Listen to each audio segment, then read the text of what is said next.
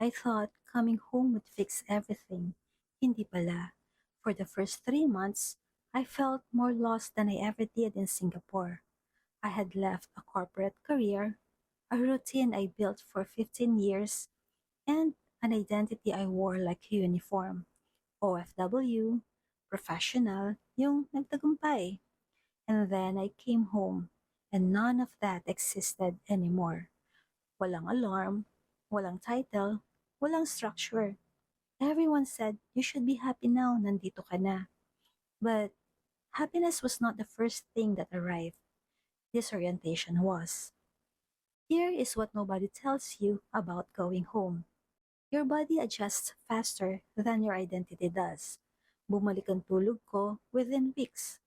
My inflammation dropped. The cortisol that had been running on overdrive for years, it finally had the permission to come down. But my sense of self, yan yung mas matagal. Because so much of who I was had been built around what I did.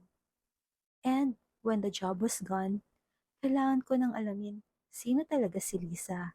Without the title, without the routine, without the label, the identity shift, the quiet grief of leaving behind the version of yourself you worked so hard to become, that's the most challenging part. Right now, I'm still figuring it out. If you are thinking about going home or kung andito ka na, this one is for you.